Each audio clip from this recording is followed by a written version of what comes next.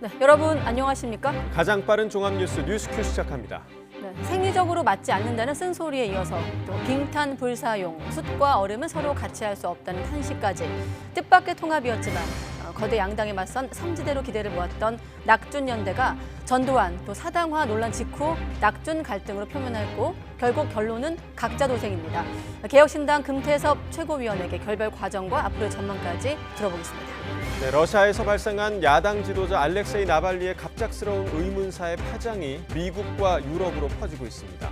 강성웅 해설위원 실장과 들여다보겠습니다. 화요일 뉴스큐 의료계 분위기부터 알아보겠습니다. 의대 증원에 반발하며 병원에 사직서를 낸 전공의들이 어제까지 6,400명에 달하는 것으로 나타났습니다. 네, 오늘부터 의료 현장을 떠나면서 진료 차질이 불가피한 상황인데 전공의 일을 떠하는 의사들 사이에서도 반발이 나오고 있습니다. 현장에 나가 있는 취재기자 연결합니다. 김혜은 기자. 네, 신촌 세브란스 병원에 나와 있습니다. 네, 지금까지 사직서 낸 전공의들이 수천 명으로 이제 집계가 되고 있는데 아무래도 세브란스 병원은 진료 공백이 커 보입니다. 네, 그렇습니다. 이곳 세브란스 병원에서는 평소에도 하루 200건 정도씩 수술이 진행이 되는데요. 전공의들이 자리를 비우면서 수술 일정이 최대 절반 정도로 줄었습니다. 일주일에 1,600건 정도씩 진행되는 수술 일정은 이달 말까지 이미 반토막으로 조정이 됐습니다. 빅5의 다른 병원들도 전공의들이 일손을 놓으면서 수술 날짜를 조정하고 있습니다.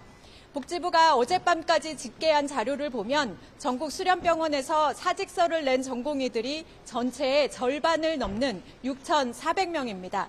사직서를 낸 전공의들 가운데 25% 정도는 근무지를 떠난 것으로 확인됐는데 세브란스 병원과 성모병원 전공의들이 대부분인 것으로 파악됐습니다.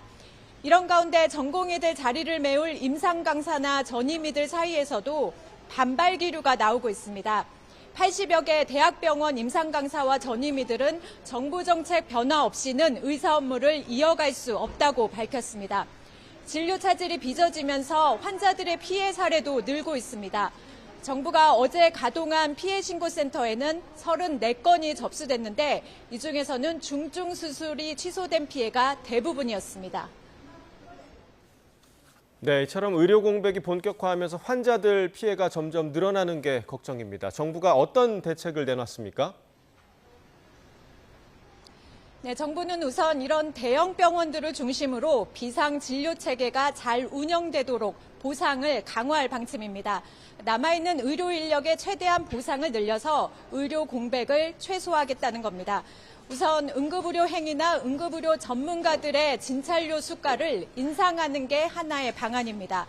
또 증상이 상대적으로 심하지 않은 환자를 다른 병원으로 이송할 때 주는 수가도 올려서 대형 병원 응급실의 진료 부담을 완화할 방침입니다. 입원 환자들에 대한 정책 지원금도 신설해서 환자들을 진료하는 전문의들에게 추가적인 보상을 해주기로 했습니다. 권역 외상센터의 인력이나 시설 등도 자유롭게 활용할 수 있도록 하고 입원 전담 전문의의 업무 범위를 확대해서 진료할 수 있는 환자 수를 한시적으로 늘리기로 했습니다. 또 인턴이 필수 진료과에서 수련하다가 응급실이나 중환자실에 투입되더라도 이 기간을 필수 진료과 수련으로 인정해주기로 결정했습니다. 지금까지 신촌 세브란스 병원에서 YTN 김혜은입니다.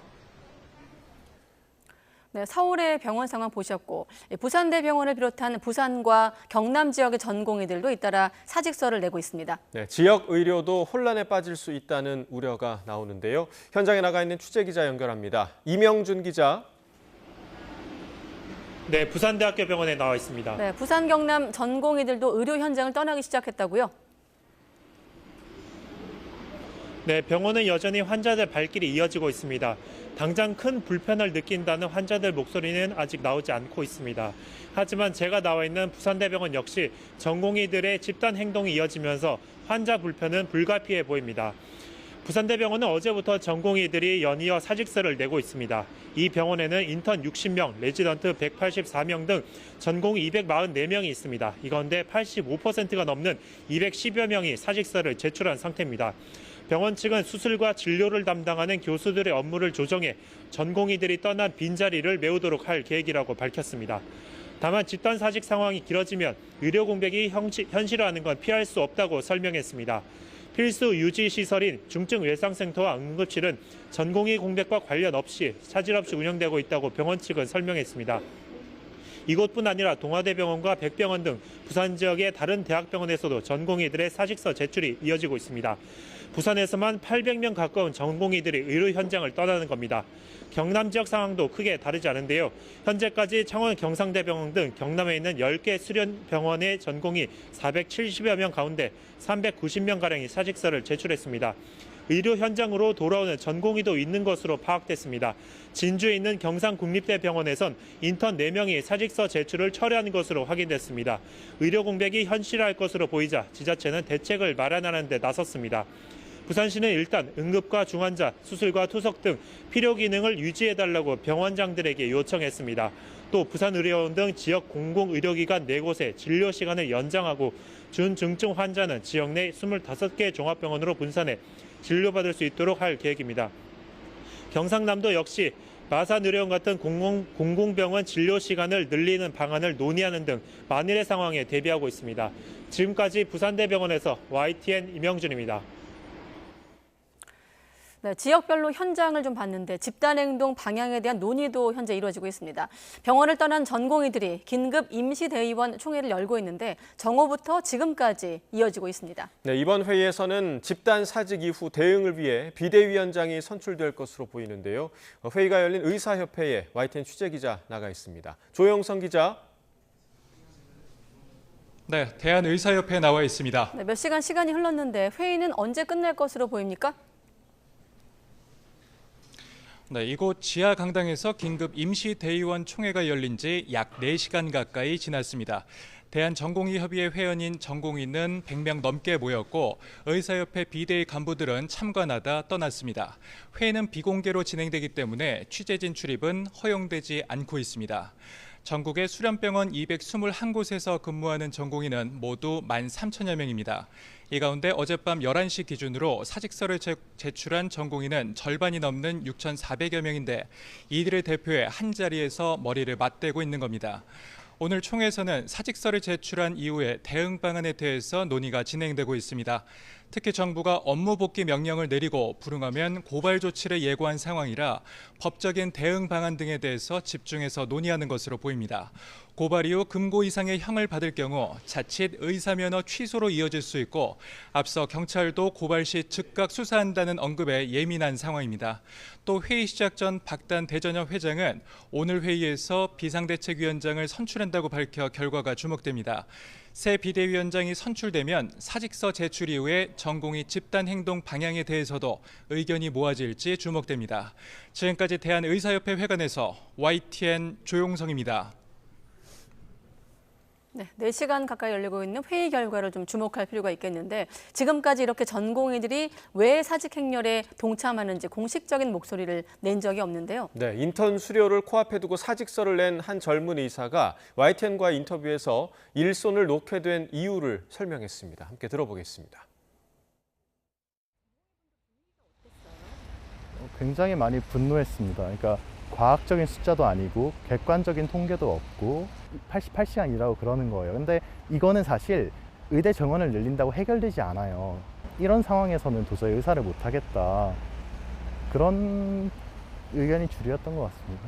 헌법에 명시된 우리의 국민 한 사람으로서의 권리라고 생각합니다. 그래서 그냥 자발적으로 사직을 한 겁니다.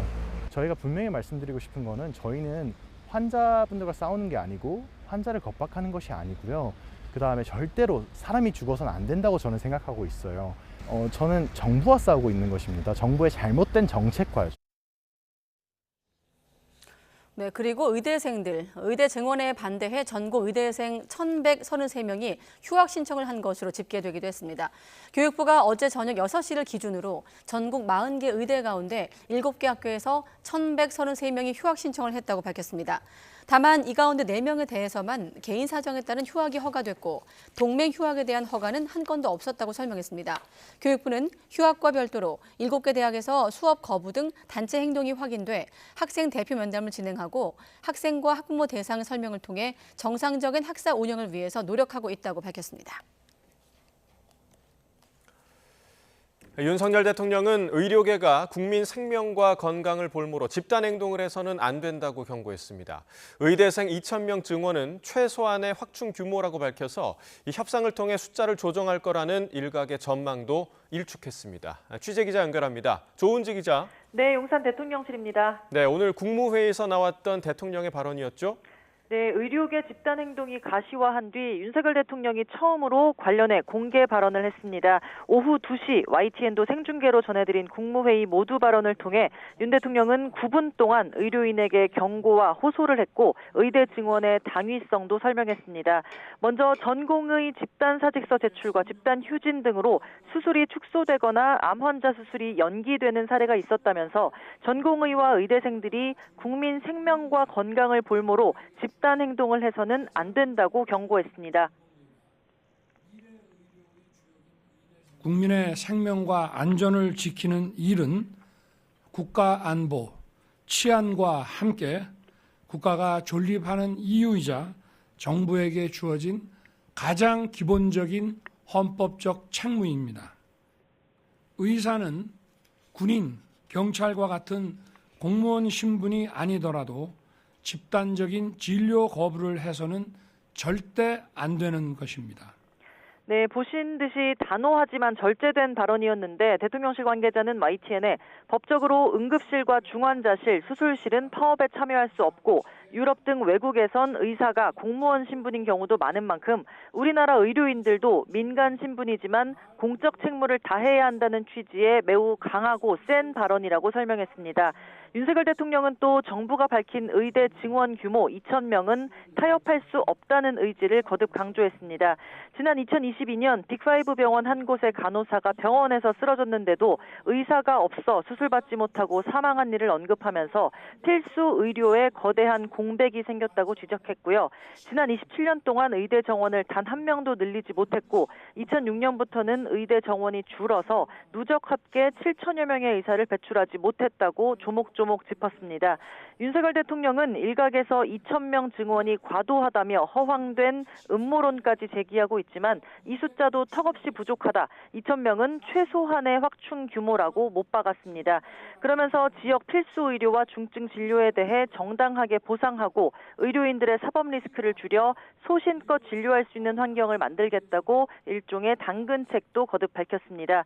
윤 대통령은 의대 증원은 더 늦출 수 없는 시대적 과제라고 정의하면서 의료인도 의료개혁에 동참해달라고 당부했습니다. 지금까지 용산 대통령실에서 YTN 조은지입니다. 네, 이처럼 전공의들의 집단 사직이 현실화하면서 법적 분쟁 가능성도 커지고 있습니다. 정부는 업무 개시 명령을 따르지 않으면 처벌은 물론이고 의사 면허까지 박탈하겠다고 경고했는데 실제 처분이 가능할지는 의견이 엇갈립니다. 부장원 기자입니다. 정부가 업무 개시 명령과 면허 박탈까지 공언하며 엄포를 놓자 전공의들은 사직서를 제출하며 맞수를 뒀습니다. 업무 개시 명령은 정당한 사유 없는 진료 중단이나 집단 휴업에만 적용된다는 점을 노려 우회로를 찾은 겁니다. 정부는 결과적으로 집단적인 불법 행동이 이뤄졌다며 처벌이 불가피하다는 입장이지만 개인적 사유로 사표를 낸 것까지 처벌할 수는 없다는 의견도 만만치 않습니다. 재계약 거부 또는 이제 계약 만료 또 이제 병원을 나가겠다는 건데 그걸 가지고 뭐 집단 행동이다 위법한 집단 행동이다 이렇게 단정하는 거는 좀 무리가 아니냐. 또 전공의들이 업무 개시 명령서를 되돌려보내거나 이메일과 문자를 받지 않으면 효력이 없다는 절차적 문제도 지적됐는데 휴대폰을 이용한 문자를 전자매체로 보기도 어려울 뿐더러 본다 하더라도 의사들의 개개인 동의가 없으면 송달로 보기 어렵지 않을까. 정부는 이미 가능한 모든 경우에 대해 법적 검토를 마쳤다고 자신감을 내비쳤습니다. 정부는 모든 가능한 시나리오를 다 점검했다. 이 말씀을 드리고 그 각각에 대해서 법적인 효력을 발휘하는 방법에 대해서도 다 법적 검토를 마쳤다. 그러면서 체포영장 집행과 구속까지 염두에 두고 최대한 신속하게 수사하겠다고 강조했는데 현행법상 최대 3년 이하 징역형까지 처할 수 있고 금고 이상 형이 선고되면 의사 면허가 취소될 수 있습니다. 앞서 2000년 의약분업과 2014년 원격진료 추진에 맞선 의사들의 집단 행동에선 사태를 주도한 의사협회 지도부만 재판에 넘겨졌고 유무죄 판단도 때마다 달랐습니다. 지난 2020년 세 번째 집단휴지 사태 당시 전공의 10명이 업무 개시 명령에 불응해 형사 고발됐지만 협상 과정에서 정부가 취하하면서 처벌로 이어지진 않았습니다. 반면 복지부는 선처가 집단 행동을 쉽게 여기는 의료계 문화를 강화했다며 과거와 같은 선처나 사후구제는 없을 거라고 강조했습니다. 법무부도 집단 행동을 불법으로 못 받고 법과 원칙에 따라 엄정히 대응하라고 검찰에 지시하면서 무더기 처벌 사태가 현실화할지 주목됩니다. YTN 부장원입니다.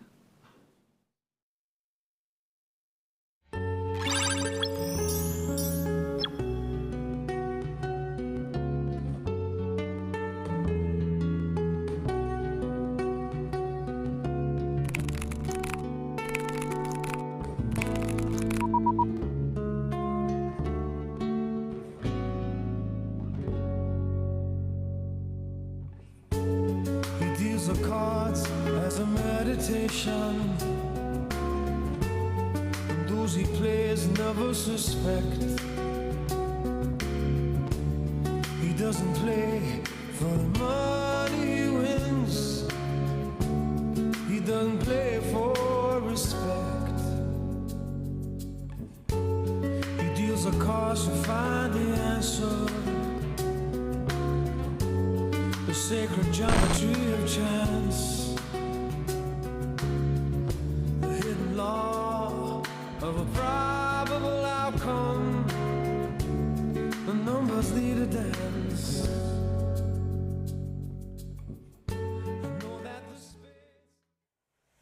네, 극적으로 삼지대 통합을 이뤘던 이낙연, 이준석 공동대표가 통합선언 11일 만에 결국 결별했습니다. 이낙연 대표는 이준석 대표 측의 선거 전권 위임 결정이 민주주의 정신을 훼손한 것이라며 새로운 미래로 돌아가겠다고 밝혔습니다. 국회 먼저 가보겠습니다. 손유정 기자.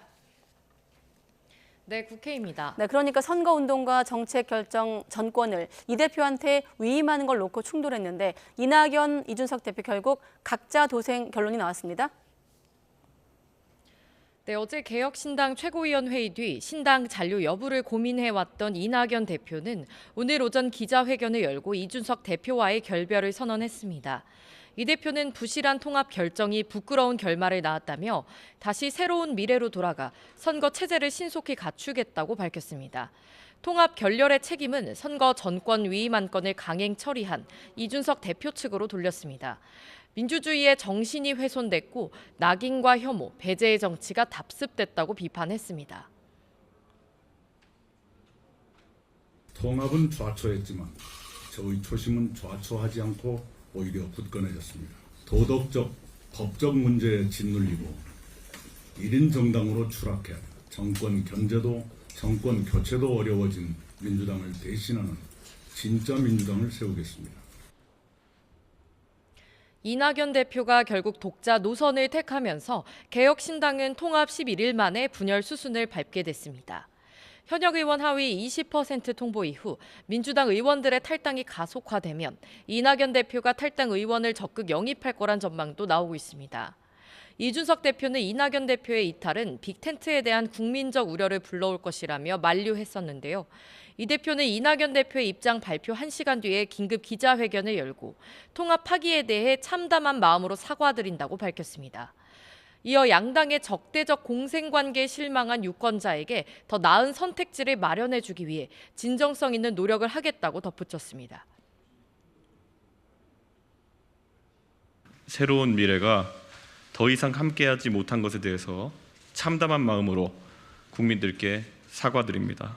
오늘만큼은 앞으로에 대한 호언장담보다는 국민께 겸허한 저에 대한 성찰의 말씀을 올리겠습니다. 네, 지금 금태섭 최고위원이 마이크를 차셨거든요. 잠시 뒤에 또 당내 얘기 좀 더 깊이 있게 물어보기로 하고, 자, 이번엔 거대 양당 공천 상황으로 이어가겠습니다. 먼저 국민의힘 지역구 재배치 논의에 속도를 내고 있죠? 네, 국민의힘은 이른바 양지 공천 신청 논란을 일으킨 윤석열 대통령 측근들의 지역구를 재배치하는 작업에 본격적으로 착수했습니다. 먼저 윤석열 정부 초대 외교부 장관을 지낸 사선 박진 의원에게 공천 신청지인 서울 강남을 대신 여당의 수도권 험지로 꼽히는 서울 서대문 울 출마를 제안했습니다. 장동혁 사무총장은 국회에서 기자들과 만나 이번 선거는 매우 어려운 선거이고 승리해야 하는 총선이라며 공관위에서 이 같은 의견을 모았다고 말했습니다. 박 전 장관도 곧이어 언론에 입장문을 내고 선민 후사의 정신으로 헌신과 도전을 시작하겠다며 서대문을 지역에 출마하겠다고 밝혔습니다. 마찬가지로 서울 강남을에 공천을 신청했던 이원모 전 대통령실 인사비서관도 수도권의 다른 지역구에 재배치되는 방안이 검토되고 있습니다. 컷오프 대상인 하위 10% 현역 의원들에 대한 통보 시점도 임박했습니다. 국민의힘 공관위는 내일 회의를 열고 서울 강남권과 영남 지역 의원들의 지역구 재배치 논의 결과를 발표할 가능성이 있습니다. 이런 가운데 1차 경선 일정도 확정됐는데 이틀 동안 경선을 진행한 뒤 오는 25일 일요일에 결과가 발표됩니다. 네, 민주당도 시끌시끌합니다. 현역 의원 평가 결과 하위 20% 의원들에게 개별 통보가 시작이 됐는데 내용이 커 보이거든요. 네, 민주당 공관위가 어제 1차로 하위 20% 명단을 개별 통보한 뒤 탈당 등 의원들의 반발이 이어지고 있습니다. 현재 국회 부의장이자 4선인 김영주 의원이 하위 20% 통보 뒤 탈당을 선언한 데 이어 비명계 재선 박용진 의원도 국회에서 기자회견을 열고 하위 10% 통보 사실을 밝혔습니다. 박 의원은 재심 신청과 함께 정당 민주주의와 사당화의 위기에 빠진 민주당을 살리기 위해 과하 지욕을 견디겠다며 당에 남기로 했습니다. 하위 20% 의원들의 수는 31명 정도로 알려졌는데 당 안팎에선 주로 비명계와 문재인 정부에서 장관 등 고위직을 했던 친문계 인사가 포함됐던 관측이 나왔습니다. 이런 가운데 현역 의원을 제외하고 이른바 친명계 원외 출마자가 포함된 출처불명의 여론조사가 진행되면서 당내 의원들의 반발과 불안감이 커지고 있습니다. 특히 친문계 의원들이 집단 행동에 나설 거란 얘기가 나오는 가운데 친문 중진 홍영표 의원은 기자들을 만나 이렇게 되면 총선을 윤석열 정권에 헌납하게 될 거라며 공천 과정을 비판했습니다. 홍영표, 전해철, 윤영찬 등 친문 의원들은 조금 전 국회에서 모여 공천과 관련해 의견을 나눴는데요. 내일 예정된 의원총회에서 정리된 입장을 밝힐 가능성도 있습니다. 내용이 확산하자 이재명 대표는 혁신은 가죽을 벗기는 고통을 의미한다면서도 당의 공천은 시스템에 따라 공정하게 진행된다고 선을 그었습니다. 이명백 공관위원장은 오늘 입장문을 내고 하위 20% 통보 명단을 보도한 언론사에 대해 추측성으로 허위 사실을 기사화했다며 선거운동 방해와 명예훼손의 여지가 있다고 경고했습니다. 지금까지 국회에서 전해드렸습니다. 네, 국회 법제사법위원회가 오늘 전체 회의를 열고 박성재 법무부 장관 후보자 인사청문 경과보고서를 채택했습니다. 보고서엔 박 후보자가 장관 직무 수행에 필요한 자질과 업무 역량을 갖췄다는 의견과 함께 야당 의원들의 부적격 의견도 함께 담겼습니다. 야당 의원들은 지난 15일에 열린 인사청문회에서 검찰에서 퇴직한 지 6년 반 정도 변호사로 활동한 박 후보자의 재산이 20억 원 이상 늘게 된 게 전관예우 탓이라고 비판하면서 여당 의원들과 논쟁을 벌이기도 했습니다. 이준석 대표의 개혁신당과 이낙연 대표의 새로운 미래, 원칙과 상식이 합당을 선언했습니다. 보수와 진보를 아우르는 대통합, 이른바 빅텐트가 성사된 겁니다. 이호정 의원의 사상이 아주 저희가 좋아서 아니면 또 정책이 아주 좋아서 저희가 영입한 건 아니지 않습니까? 강 대표가 페북에서 공천 안 주겠다고 선언하고 그것도 부적절한데 이낙연 대표에게 같이 공개 선언하라 이렇게 요구를 하면 안 되죠.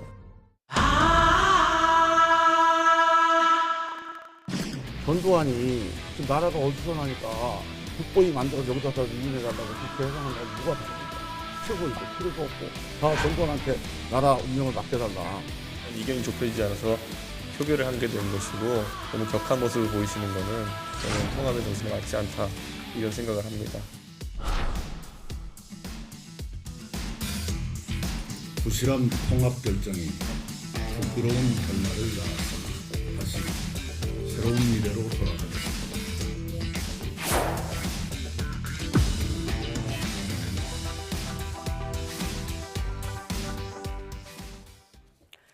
네, 무너진 빅텐트의 앞날은 개혁신당 이낙연, 이준석 공동대표가 통합선언 불과 11일 만에 이렇게 결별한 겁니다. 정치권에선 예고된 결말이다 이런 시선도 적지 않은데요. 어떤 속사정이 있는 건지 또 앞으로 삼지대 미래는 어떻게 되는 건지 금태섭 개혁신당 최고위원과 이어가겠습니다. 네, 안녕하십니까? 안녕하세요. 네. 단도직입적으로 어떻습니까? 처음부터 생리적으로 좀 안 맞았던 겁니까? 아니면 통합하기에 좀 시간이 부족했던 겁니까? 저희가 처음에 출발할 때는 당연히 잘 될 것으로 생각을 하고 서로 믿고 좋은 의도로 시작을 했습니다. 네. 그런데 어떤 경위에서든지 열흘 만에 이것이 실패로 끝나서 사실은 저도 국민들 앞에 대단히 송구스러운 마음입니다. 다 누구 잘못을 따질 것이 없이 저희들이 부족해서 일어난 일이고 네. 국민들 앞에 진심으로 사과의 말씀을 드립니다. 누구 잘못을 따질 것 없이라고 하셨습니다만 서로 지금 내타 공방이 시작이 됐거든요. 잠시 뒤에 목소리도 좀 준비한 거 들어보기로 하고 예. 일단 이번 결별의 배경, 언론에선 배복주 전 부대표 입당 문제가 불거지면서 선거 지휘권 어떤 쟁탈전을 번진 거다 이렇게 보고 있는데 어제 최고위에서 이준석 대표한테 위임하는 그 전권을 위임하는 의결도 있었거든요. 예. 위원님도 찬성표 던진 것으로 알고 있고요. 예, 그렇습니다. 사실 그런데 이 결별하는 과정에서 네. 양측의 어떤 이념이나 또 정책에 대한 철학이 서로 화해할 수 없을 정도로 갈려져 있었으면 지금 좀 덜 아쉬울 텐데 사실은 그런 것은 아니었거든요. 네. 저희 입장에서 저는 뭐 이낙연 대표님도 존경하는 선배 정치인이고 네. 뭐 그쪽에 새로운 미래에 계신 분들 다 가까운 분들인데요. 다만 저희가 2월 9일 날 합당 선언을 하고 네. 어제가 2월 19일이었는데 열흘이 넘도록 아무런 정책도 사실 발표를 못했습니다.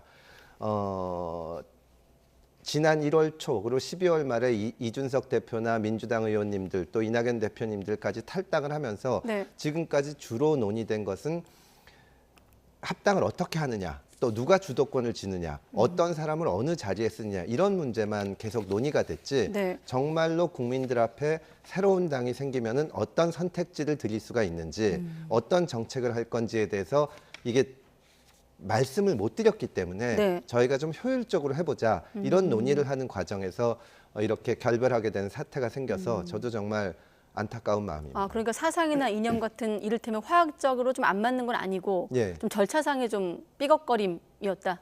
예, 그렇습니다. 그렇군요. 자, 그런데 새로운 미래 측에선 총괄선거대책위원장을 맡기로 한 이낙연 대표를 사실상 허수아비로 만드는 것라고 생각을 하는 것 같거든요. 그쪽에서.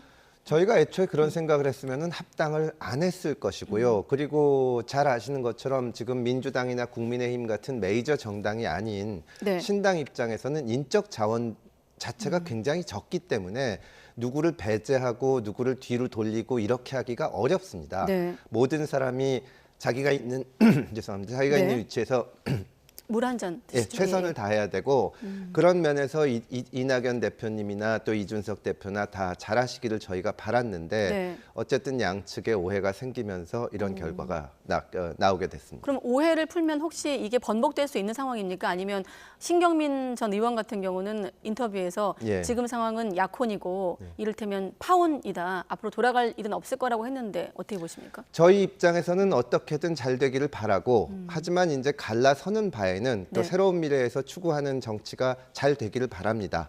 또 저희도 열심히 할 거고요. 네. 근데 지금 오늘 아침에 결별 선언을 이낙연 대표께서 하셨기 때문에 제가 뭐 앞으로 다시 합칠 수 있다 이렇다 저렇다 말씀드리는 것은 부적절하고요. 네. 다만 우리가 합당을 같이 논의하고 합의를 했을 만큼 큰 차이가 없는 사람들이기 때문에 네. 언젠가는 다시 힘을 모으고 협력할 수 있기를 저는 개인적으로는 바라고 있습니다. 네, 밖에서 볼 때는 좀 단순화시켜서 꼭 네. 선거를 앞두고 지금 이제 50일 남았는데 이준석 대표가 꼭 전권을 가져야 할 것인가라는 의문도 있긴 하거든요. 그는 결국 방법론상의 차이인데요. 말씀드렸듯이 저희가 열하루 동안 아무 정책을 못 냈습니다. 제가 합당하기 전에 새로운 선택을 같이 이끌고 있었는데 네. 새로운 선택에서도 일주일에 3개, 4개씩 정책을 냈습니다. 젠더 평등에 관한 것도 그렇죠. 있었고 부동산에 관한 것도 있었는데 이것이 이제 양쪽에 좀 그나마 큰 정당들이 합당을 하면서 당 체제를 어떻게 하느냐. 네. 한쪽에서는 뭐 위원회를 만들자 그러고 한쪽에서는 부총장 체제로 하자 그러고 또 당직에 누구를 넣어야 된다. 사실 국민들 입장에서는 전혀 관심이 없고 국민들의 삶에 영향을 크게 못 미치는 문제를 놓고만 계속 이 갈등이 이어지고 뭔가 발표를 못 하니까 저희 입장에서는 선거는 한 사람이 맡아서 좀 효율성 있게 나가고 국민들께 그런 말씀을 드리고 또 네. 우리끼리 정리할 문제는 따로 정리를 하자 이런 생각을 한 건데 네. 그게 오해를 불러일으켰다면 하여튼 저희가 다 부족해서 그렇습니다. 네, 일단 갈라서기로 한 만큼 아까 말씀드린 대로 서로 어떤 사실관계로 좀 진실 공방이 벌어질 대목들이 있거든요. 일단 그 가운데 하나가 김종인 전 비대위원장 영입인데 김종민 최고위원이 공천권을 아예 김종인 전 위원장한테 갖다 맡기기로 결심한 것 아니냐라는 입장을 냈거든요. 그러니까 합당 파기 기획을 했다는 주장인데요. 원래 인사 문제는 저는 그 상대방의 입장이 있기 때문에 네. 공식적으로 결정되기 전엔 말씀을 안 드립니다. 네. 다만 이게 오해가 있어서 오늘 기자분들한테도 말씀을 드렸는데요. 지금 말씀하신 상대방이라는 건 김종인 예, 전 위원장 그렇습니다. 말씀이시죠? 지난주 수요일에 최고위원회에서 저희가 네. 공관위원장 논의를 했습니다. 사실 예. 급하게 좀 모셔야 되기 때문에 그때 이제 김종인 위원장 얘기가 나왔는데 그 제안을 이준석 대표가 한 것도 아니고 제가 한 것도 아니고 네. 김종인 위원장 얘기가 나오니까 한 사람도 이 문제 제기가 없었습니다. 그리고 이제 여러 얘기를 하다가 또 다른 분들 얘기도 좀 나왔는데 네. 다른 분한테 먼저 여쭤보고 김종인 위원장한테 여쭤보면 그건 예의가 아니니까 예. 김종인 위원장한테 먼저 여쭤보자. 그러면서 이낙연 대표께서 이준석 대표한테 이 대표가 한번 찾아뵙고 부탁을 드리는 게 어떻겠냐. 그래서 이준석 대표랑 저도 이제 김종인 위원장이랑 가까우니까 네. 지난 주말에 찾아뵙고 부탁을 드렸습니다. 근데 그때까지는 저는 몰랐는데 네. 찾아뵈니까 그 이틀 전인가 이낙연 대표님께서도 찾아오셔서 공관위원장을 맡아달라고 하셨다고 네. 하더라고요.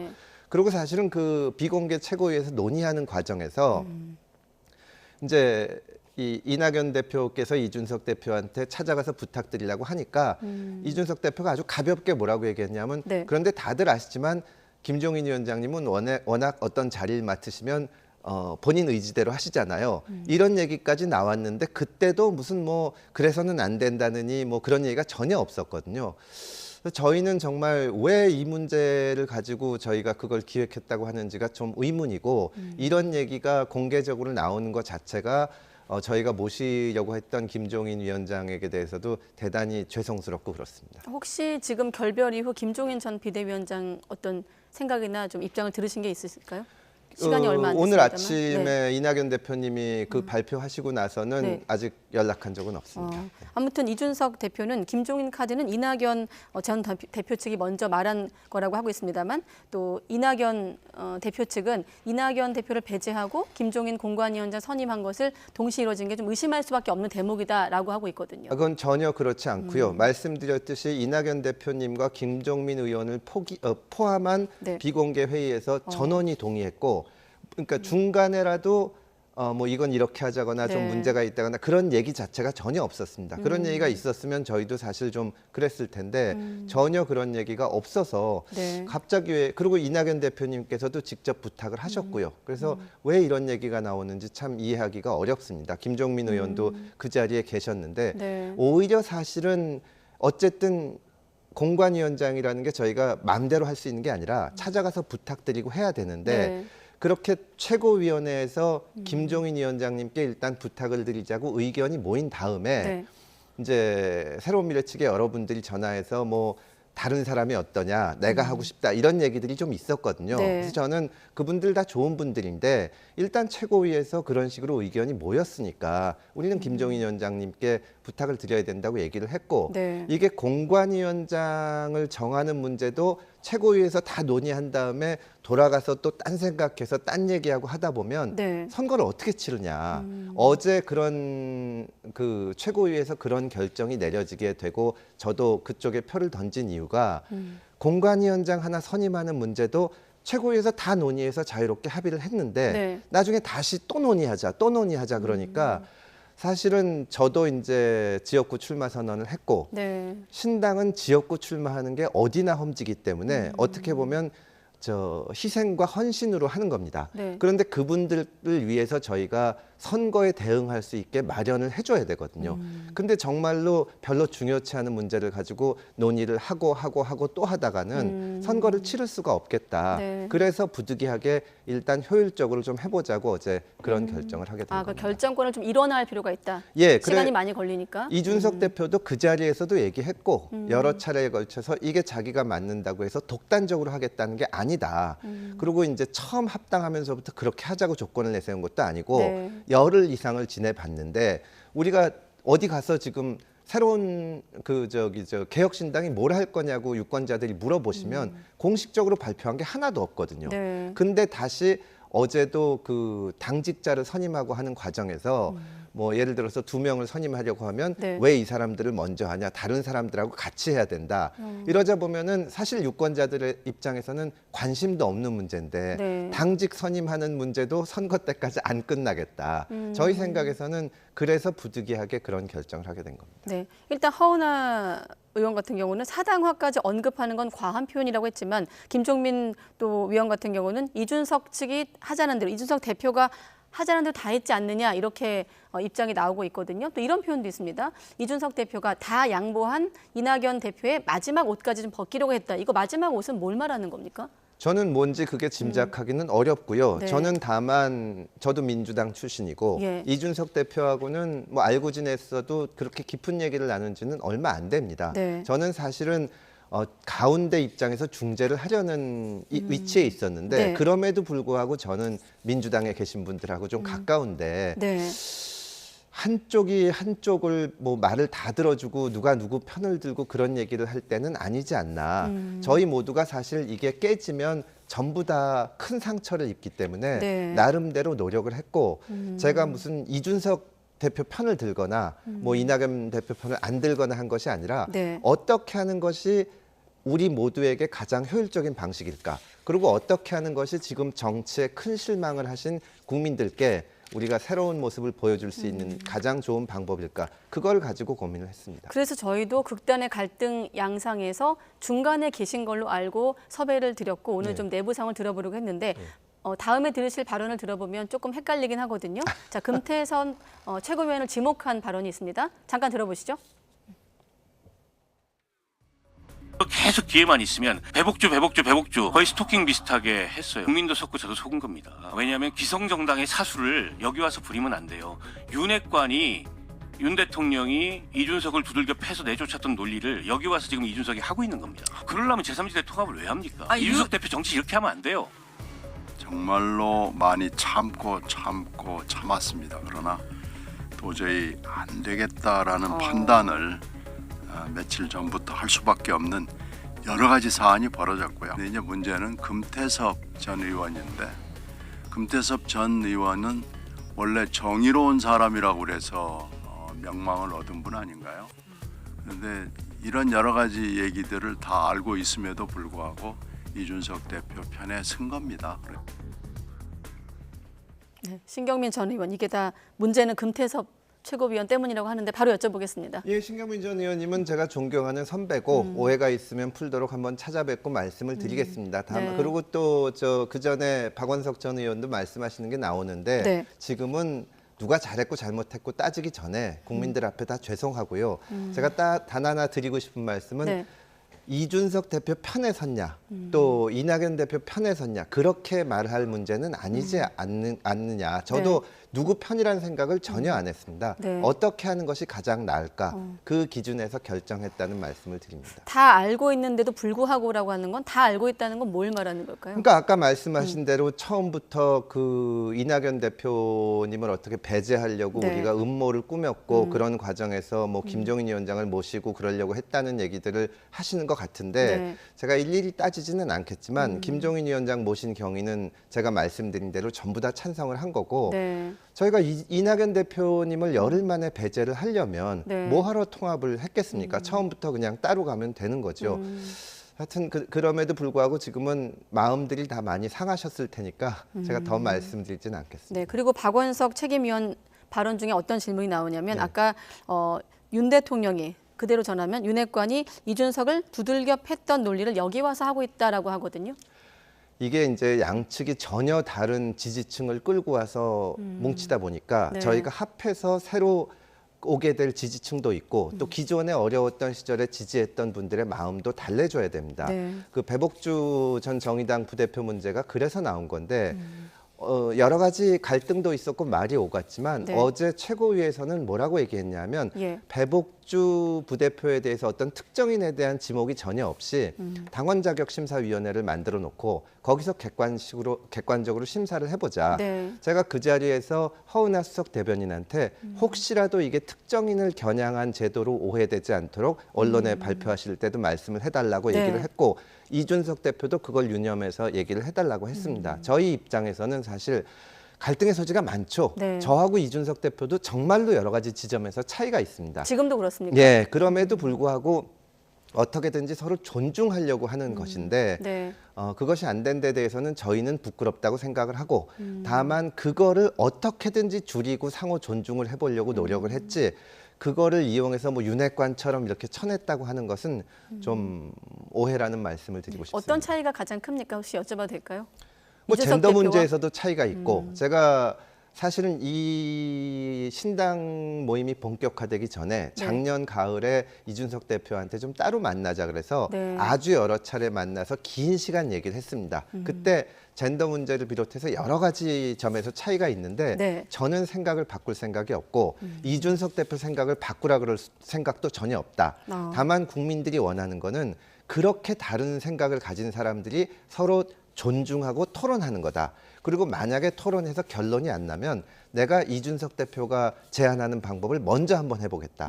그런 식으로 하다 보면은 이게 결론을 찾아가지. 네. 안 그러면 젠더 문제든 세대 문제든 계층 문제든 결국 싸우고 서로 지지층만 바라보는 정치를 하게 되지 않냐. 저는 이준석 대표도 같은 생각이라고 여기고 있고요. 네. 이낙연 대표님한테도 그런 태도로 대하려고 했는데 하여튼 저희가 부족해서 그걸 충분히 하지 못한 점에 대해서는 송구스럽게 생각합니다. 네. 자, 시간 관계상 이제 앞으로 얘기를 할 텐데 그럼 이제 새로운 미래를 뺀 4개 세력이 삼지대를 이끌게 되는 것 아니겠습니까? 네. 일단 지금 시점에선 이준석 대표를 중심으로 진정한 통합으로 가게 될까요?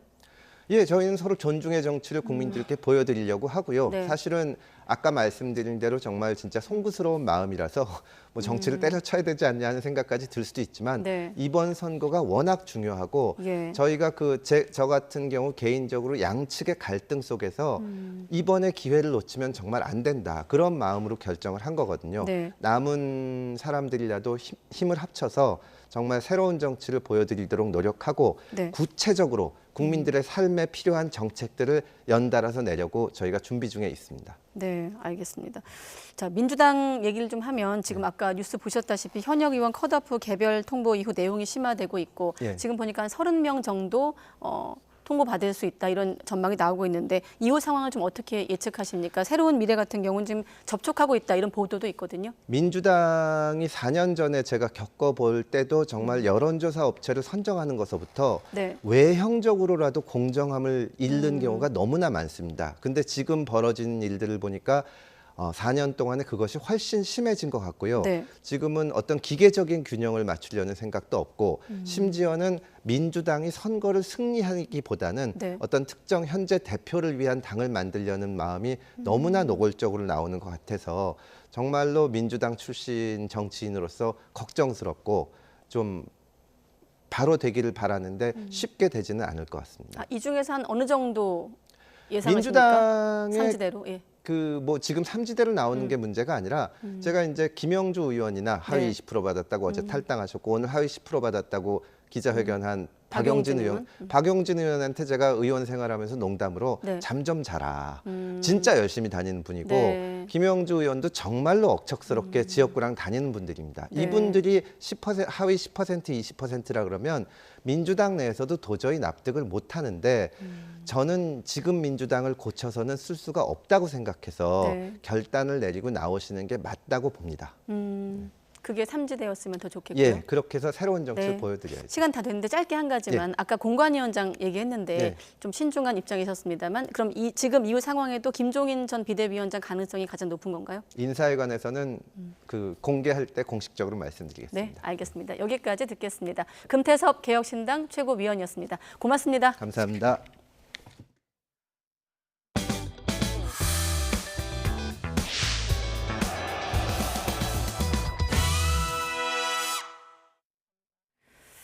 네, 이번엔 날씨입니다. 강원 산간에 대설특보가 내려진 가운데 큰 눈이 내리고 있습니다. 특히 내일 출퇴근길엔 서울 등 수도권에도 눈이 예보돼 교통 대란이 우려되고 있습니다. 최재 기자 연결해서 자세한 내용 들어보겠습니다. 정혜윤 기자.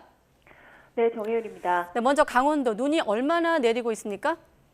네, 강원 산간에 이어서 강원도 태백에도 대설주의보가 확대했는데요. 시간당 1에서 2cm 정도의 눈이 내리고 있습니다. 밤이 되면 눈발은 더욱 거세질 것으로 보입니다. 먼저 YTN 재난보도 시스템 이다스로 현재 눈 상황부터 확인해 보겠습니다. 네, 먼저 영동선 대관령 터널 부근입니다.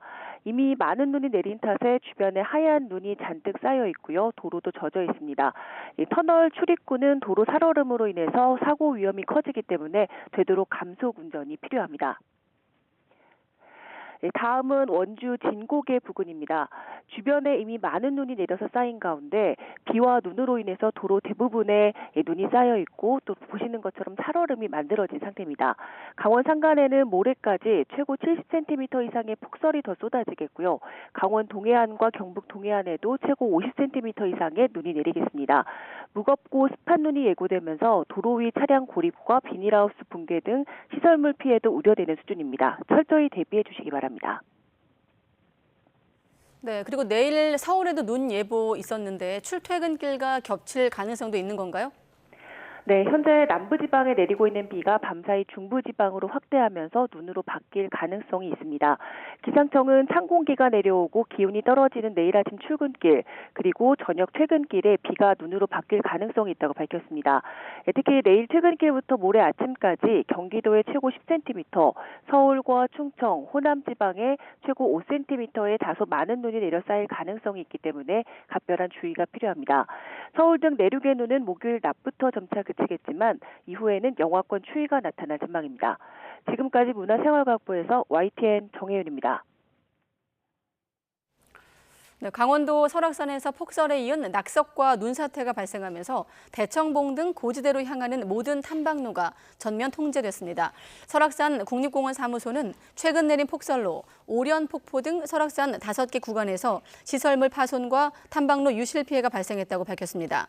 또 추가 피해를 막기 위해 대청봉과 연결되는 모든 고지대 탐방로를 애초 예정된 3월 초에서 2주 앞당겨 전면 통제하고 탐방객 협조를 요청했습니다. 여야가 분양가 상한제를 적용받는 아파트 청약에 당첨됐을 때 일정 기간 직접 거주해야 하는 실거주 의무를 3년 동안 유예하는 방안을 논의하기로 했습니다. 국회 국토교통위 여야 간사는 내일 이런 내용의 주택법 개정안을 다루기 위해 국토법안심사 소위원회를 열기로 했습니다. 여야는 실거주 의무가 시작되는 시점을 현행 최초 입주 시점에서 최초 입주 후 3년 이내로 완화하기로 가닥을 잡은 것으로 파악됐습니다. 실거주 의무 규정은 전세를 끼고 집을 사는 이른바 갭 투기를 막겠다는 취지로 지난 2021년에 도입됐지만 지난해 정부는 분양시장이 얼어붙자 규정을 폐지하겠다고 발표했습니다. 정부가 청년들의 내 집 마련을 위해 연 4.5% 이자를 주는 청년주택드림 청약통장을 내일부터 출시합니다.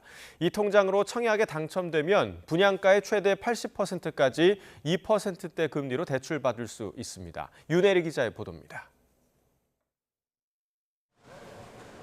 새해에도 여지없이 청약통장 해지 행렬이 이어지고 있습니다. 올해 1월 주택청약 종합저축 가입자 수는 2,556만여 명으로 한 달 만에 5만여 명이 청약통장을 해지했습니다. 1년 전과 비교하면 67만 명 넘게 줄었습니다. 치솟는 분양가에 청약 무용론이 확산한 탓입니다. 큰돈을 마련하기 어려운 2030 청년 세대 10명 가운데 4명은 청약 제도 자체가 실효성이 없다고 생각할 정도입니다. 이처럼 청약으로 내 집 마련을 포기하는 청년들이 늘자 정부가 혜택을 대폭 강화한 청약통장을 새롭게 내놨습니다. 기존 청년 우대형 청약저축보다 금리를 0.2%포인트 높여 최대 4.5% 금리를 적용했고 월 납입액 한도를 100만 원까지 높였습니다. 연소득이 5천만 원 이하인 무주택 청년이라면 누구나 가입할 수 있습니다. 올해 말엔 이 통장으로 청약에 당첨될 경우 분양가의 80%까지 최저 2.2% 저금리로 대출받을 수 있는 상품도 출시됩니다. 만기는 최장 40년으로 DSR 규제도 받지 않지만 분양가가 6억 원 이하, 전용 면적이 85제곱미터 이하인 집을 살 때만 적용됩니다. 이 때문에 현실적으로 서울에서는 무용지물이라는 비판도 제기됩니다. 서울에서는 적용하기 힘들고 경기 지역에서 조건에 부합하는 지역들이 있는데 3기 신도시에서 본청양이 들어가는 서울 인근 지역의 계양이나 고양 창릉 이런 지역에서는 이 기준 안에 들어가는 단지들이 나올 겁니다. 일반 청약저축 가입자라도 요건을 충족하면 청년주택드림으로 전환할 수 있습니다. 정부가 새롭게 출시한 청약통장에 청년들의 이탈 행렬을 막을 수 있을지 관심입니다. YTN 윤혜리입니다. 전용 면적 85제곱미터가 넘는 대형 아파트 분양이 줄면서 청약 경쟁률이 16.93대 1로 이 면적별 경쟁률 중 가장 치열했던 것으로 나타났습니다. 부동산 정보제공업체 부동산 R114는 지난해 전국 아파트 1순위 청약 평균 경쟁률이 10.76대 1을 기록했다며 이같이 밝혔습니다. 대형 아파트 경쟁률은 지난 2016년부터 지난해까지 8년 연속 가장 높은 경쟁률을 기록했는데 이는 공급 감소 때문으로 분석됩니다. 지난해 단기 시세 차익을 노리고 다른 지역의 아파트를 원정 매입한 거래가 9년 만에 최저치를 기록했습니다. 한국부동산원 자료를 보면 지난해 전국 아파트 거래 가운데 원정 매입이 차지하는 비중은 19.7%로 지난 2014년 이후 가장 낮았습니다. 다만 다른 지역 거주자가 서울 아파트를 원정 매입한 비중은 24.5%로 역대 최고치를 기록했습니다. 전문가들은 고금리와 아파트값 하락으로 투자 목적의 원정 매입은 줄었지만 서울과 지방 아파트 시장의 양극화가 심해지면서 서울 아파트 원정 매입은 늘어난 것으로 분석했습니다. 지난해 4분기 주택담보대출이 15조 원 이상 늘며 가계빚이 또 역대 최대를 기록했습니다. 한국은행은 다만 주담대 증가폭이 꺾였고 연간 기준 가계대출 증가 규모도 낮은 수준이라며 정부의 관리 정책이 효과를 내고 있다고 봤습니다. 이승은 기자가 보도합니다. 지난해 4분기 가계신용 잔액은 1,886조 4천억 원, 한 분기 전보다 8조 원 늘며 또 역대 최대 기록을 갈았습니다. 가계대출은 6조 5천억 원 늘었는데 기타 대출이 9분기 연속 감소하는 와중에도 주택담보대출이 증가세를 이어간 영향이 큽니다. 주택담보대출은 15조 2천억 원 불어난 1,064조 3천억 원으로 역시 역대 최대치를 경신했습니다. 다만 증가폭은 줄었습니다. 정부가 특례 보금자리론을 비롯한 정책 모기지 공급 속도 조절에 나서고 은행 개별 주택담보대출 증가 규모도 축소된 영향으로 분석됩니다. 전체적인 그 흐름을 평가할 때는 지금 정부의 그런 가계부채 관리 강화 정책의 영향이 좀 뚜렷하게 나타나고 있다. 한국은행은 지난해 연간 가계대출 증가 규모가 18조 4천억 원으로 2022년을 제외하고는 통계 작성 이래 가장 낮은 증가 수준이라고 설명했습니다. 신용카드 사용이 늘면서 판매 신용은 1조 5천억 원 늘어난 118조 1천억 원으로 집계됐습니다. 연말 계절적 요인이 영향을 미친 것으로 분석됩니다. YTN 이승은입니다. 지난해 전 세계에서 새로 등록된 전기차가 1년 전보다 33.5% 늘어난 1,407만 대로 집계됐습니다. 에너지 전문 시장조사업체 S&E 리서치는 지난해 전기차 성장률이 전망치인 30.6%를 웃돌았다며 이같이 밝혔습니다. 그러면서 비아디, 상하이 자동차 등 중국 업체들이 현지에서 성장세를 유지하면서 예상보다 많은 전기차가 등록됐다고 설명했습니다. 중국산 리튬 인산철 LFP 배터리를 장착한 테슬라 전기차 모델 Y 후륜 구동을 구매할 때 받을 수 있는 보조금이 3분의 1 수준으로 줄었습니다. 환경부가 발표한 올해 전기자동차 보급사업 보조금 업무 처리 지침을 보면 테슬라 모델 Y 후륜 구동의 올해 국비 보조금은 195만 원으로 지난해 514만 원에서 62% 깎였습니다. 지난해에 이어 올해도 가장 많은 보조금을 받는 차는 현대차 아이오닉 6로 국비 보조금이 690만 원입니다. 주행거리 등에 따른 성능 보조금과 차량 정보 수집 장치를 장착해야 하는 배터리 안전 보조금 등을 모두 합친 금액입니다. 네, 일제 강제동원 피해자 측이 일본 기업이 자발적으로 법원에 공탁한 돈을 배상금으로 처음 수령했습니다. 강제동원 피해자 이모 씨 측은 오늘 히타치 조센이 담보 성격으로 공탁한 6천만 원을 서울중앙지방법원에서 출급했다고 밝혔습니다. 이 씨 측은 지난 2014년 히타치 조센을 상대로 손해배상 청구 소송을 제기해 1심과 2심에서 5천만 원과 지연이자 배상 판결을 받았습니다. 이에 히타치 조센은 2019년 1월 강제 집행을 막기 위해 6천만 원을 담보 성격으로 법원에 공탁했습니다. 이에 따라 이 씨 측은 공탁금을 배상금 성격으로 받게 됐는데 일본 기업이 자발적으로 낸 돈을 강제동원 피해자가 받는 건 처음입니다. 윤석열 대통령의 카이스트 학위 수여식 축사 도중 예산 문제를 항의하던 졸업생이 경호원들에 끌려나간 사건과 관련해서 카이스트 동문들이 대통령 경호처를 경찰에 고발했습니다. 카이스트 동문 26명은 오늘 오전 경찰청 국가수사본부 앞에서 기자회견을 열고 경호처 직원들의 제압 행위는 국가 권력을 동원한 폭력 사건이라고 주장했습니다. 또 해당 폭력 행위에 직접 가담한 대통령 경호처는 물론 경호처장과 대통령이 이를 묵인한 것은 아닌지 철저히 밝혀져야 한다고 말했습니다. 네, YTN의 최대 주주가 된 유진그룹이 사장추천위원회 등 기존 제도를 무시하고 새 이사진을 사실상 내정했다면서 언론시민단체들이 승인 취소를 촉구하고 나섰습니다. 직접 들어보겠습니다. YTN 경영 과정에서 반드시 거쳐야 하는 사장추천위원회를 무시한 지금의 이 상황이 당신들이 스스로 부과한 설립 조건 그리고 유진이 스스로 말했던 기존 제도의 존중이라는 명제를 위반한 것입니까? 아닙니까? 이 정도 신의도 지킬 줄 모르는 사람들이 어떻게 YTN을 경영하겠다는 것입니까? 그리고 그 사람들이 경영하는 YTN의 미래는 도대체 무엇입니까? 배석규, 김백, 이명박 박근혜 체제에서 사장 상무해 먹으면서 공정방송 파괴하고 노조 탄압하고 온갖 악행을 저지른 인물들입니다. 유진그룹에 묻습니다. 이 사람들 데려와서 대체 뭐 하려고 그러는 겁니까? 가상화폐로 바꿔주겠다고 속여 현금 10억 원가량을 가로채고 달아난 일당이 하루 만에 경찰에 붙잡혔습니다. 인천 중부경찰서는 특정경제범죄법상 사기 혐의로 20대 남성 4명과 30대 남성 2명을 긴급 체포했습니다.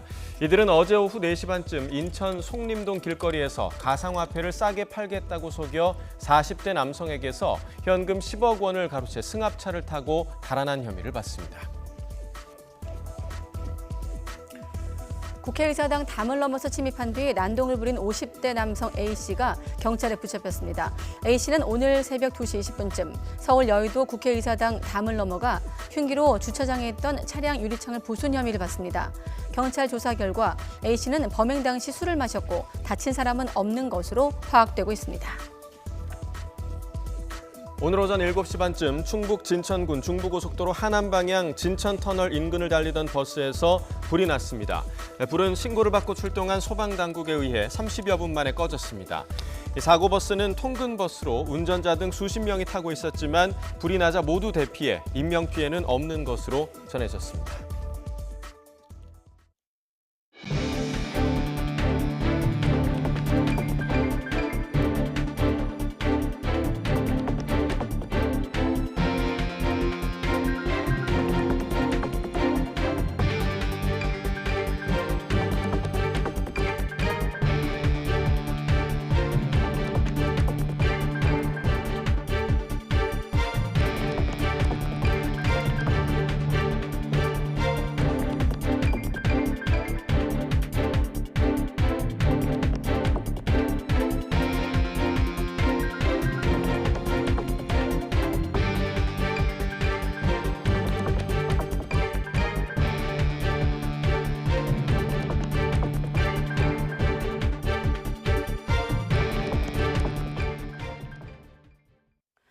네, YTN 뉴스큐 계속됩니다. 블라디미르 푸틴 러시아 대통령이 김정은 북한 국무위원장에게 승용차를 선물했습니다. 네, 차종은 확인되지 않았지만 고급 승용차로 추정되는 만큼 러시아가 대놓고 대북 제재를 무시한 것으로 보입니다. 최두희 기자입니다.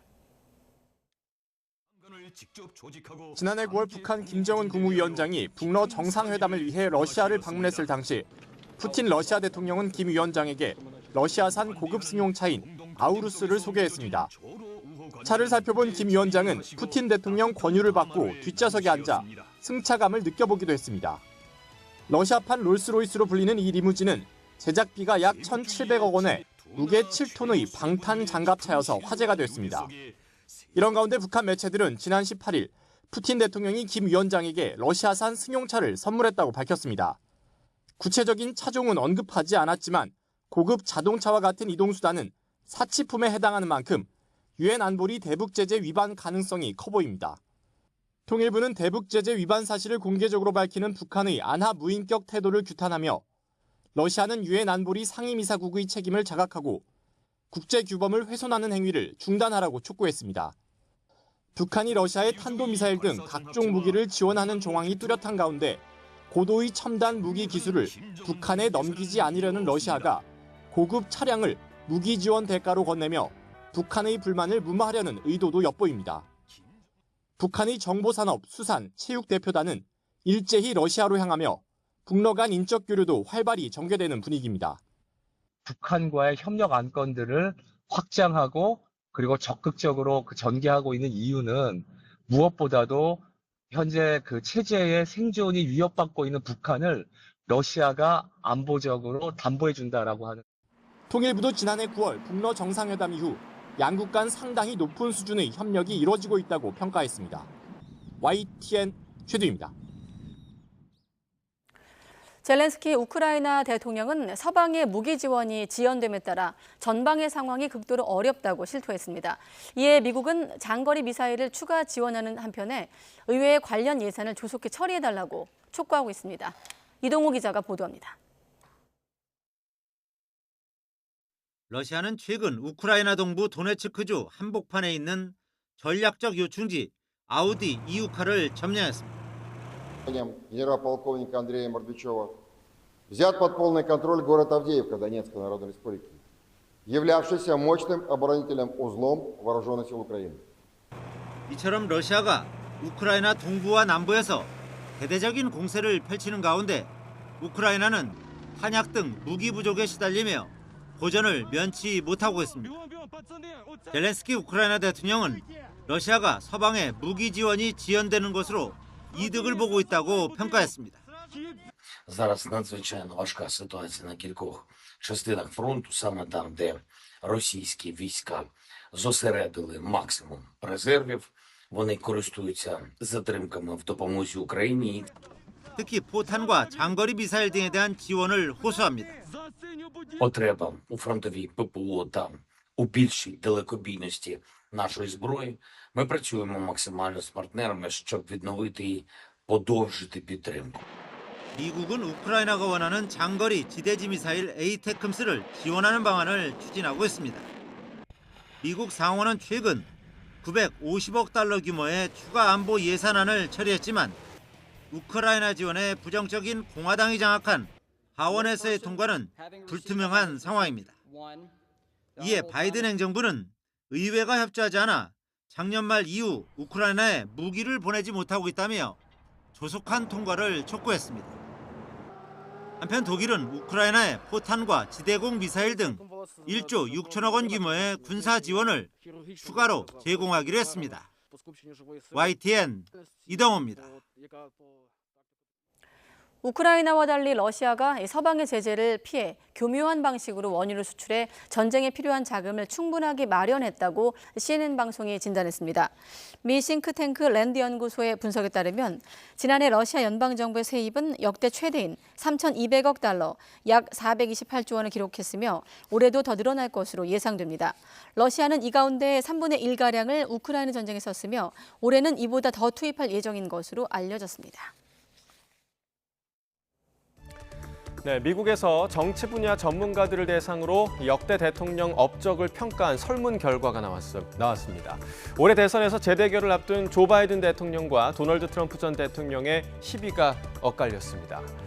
자, 바이든 대통령은 100점 만점에 62.66점으로 전현직 대통령 45명 가운데 14위에 올랐고요. 트럼프 전 대통령 10.92점으로 꼴찌였습니다. 이 설문에 응한 교수들은 바이든의 가장 중요한 업적을 트럼프에게서 대통령직을 가져왔다라는 점을 꼽았고요. 뉴욕타임스는 트럼프에 대해서 미국을 내전으로 몰아넣은 실패자들보다 순위가 낮다 이렇게 혹평하기도 했습니다. 자, 그렇다면 가장 존경받는 대통령은 누구였을까요? 자, 1위는 노예 해방을 이끈 16대 대통령 에이브라함 링컨이 차지했습니다. 93.87점을 받았고요. 2위는 32대 대통령 프랭클린 루즈벨트, 그리고 3위에는 초대 대통령이죠. 조지 워싱턴 전 대통령이 이름을 올렸습니다. 미국의 첫 흑인 대통령이었던 버락 오바마 전 대통령은 73.8점으로 7위에 올랐습니다. 자, 응답자들의 정치 성향에 따라 달리 평가를 받는 경향도 나타났는데요. 트럼프 전 대통령은 예외였습니다. 민주당이나 무당파 학자들에게도 예외 없이 가장 낮은 점수를 받았고요. 심지어는 공화당 성향의 학자들도 45명 중 하위권인 41위로 평가를 했습니다. 자, 그러나 아이러니하게도 미 대선을 앞두고 트럼프 전 대통령의 지지율은 바이든 대통령을 앞서고 있는 것으로 나타나고 있죠. 과연 미국의 새로운 리더는 누가 될지 세계의 시선이 쏠린 올해입니다. 네, 트럼프 전 대통령 이야기로 이어갈 텐데 러시아 야당 지도자 나발리의 죽음과 또 자신의 재판을 연결지으며 바이든 행정부의 정치 탄압을 비판하기도 했습니다. 하지만 공화당 경선 경쟁자인 헤일리는 트럼프와 푸틴의 친밀한 관계를 부각하며 나발리가 왜 사망했는지 답해야 한다고 압박하기도 했습니다. 워싱턴 권준기 특파원이 보도합니다. 4년 전 나발리가 독극물 테러를 당했을 때 모두 푸틴을 배우로 지목했지만 트럼프는 달랐습니다. So I don't know exactly what happened. I think it's tragic. It's terrible. It shouldn't happen. We haven't had any proof yet. 나발리 사망 이후 사흘 동안 아무런 언급을 하지 않던 트럼프가 자신의 소셜미디어에 글을 올렸습니다. 나발리의 죽음이 현재 미국의 모습을 일깨워준다며 급진 좌파와 사법부가 미국을 쇠락시키고 있다고 주장했습니다. 조작된 선거와 불공정한 판결을 거론하며 자신을 나발리에 비유한 겁니다. 트럼프는 전날 자신과 나발리를 동일 선상에 놓은 보수 인터넷 매체 사설을 링크로 올리기도 했습니다. 트럼프의 유일한 경선 경쟁자로 남은 헤일리는 트럼프가 한 일이라곤 푸틴에게 힘을 실어준 게 전부라고 비판했습니다. 그러면서 나발리를 죽인 게 누군지 트럼프는 답해야 한다고 압박했습니다. Either he sides with Putin and thinks it's cool that Putin killed one of his political opponents, or he just doesn't think it's that big of a deal. Either one of those is concerning. Either one of those is a problem. 트럼프 정적인 리즈 체니 전 의원도 공화당의 푸틴파가 백악관을 장악하게 둬선 안 된다며 트럼프와 푸틴을 한편으로 묶었습니다. 바이든 대통령은 나발리 죽음을 계기로 공화당이 달라져야 한다며 우크라이나 지원안의 조속한 처리를 촉구했습니다.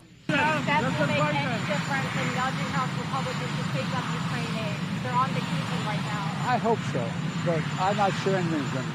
정치 전문 매체 폴리티코는 나발리 사망 72시간 만에 트럼프가 처음 입을 열었지만 누구를 비판하거나 애도하지 않았다며 정략적으로 이용했을 뿐이라고 지적했습니다.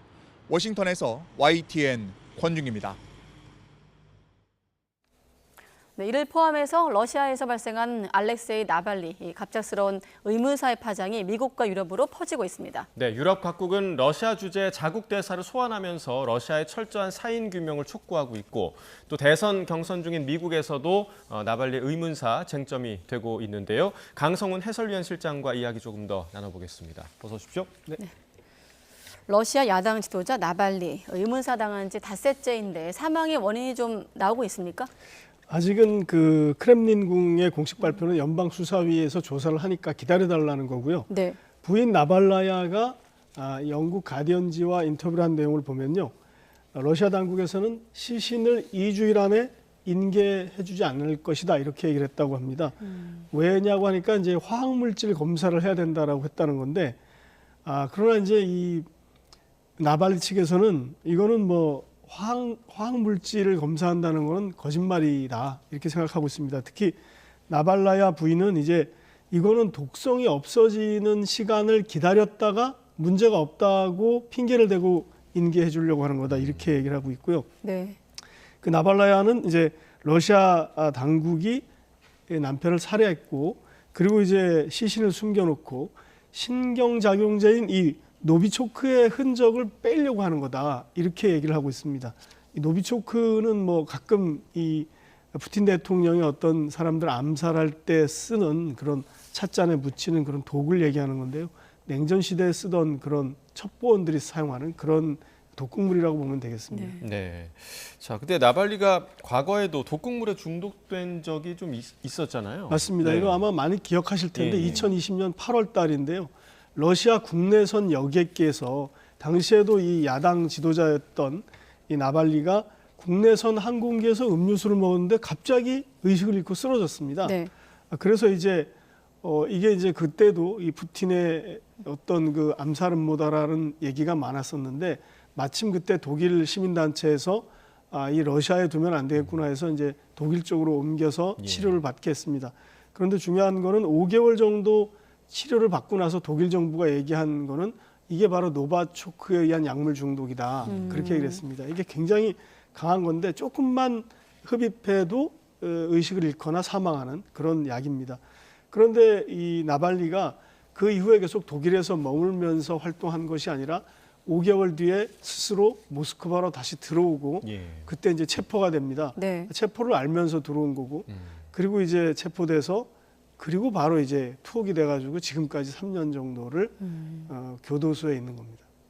네, 그리고 나발리 시신에 멍자국이 있다는 보도도 있는데 구치소에서 가혹행위가 있었다는 걸까요?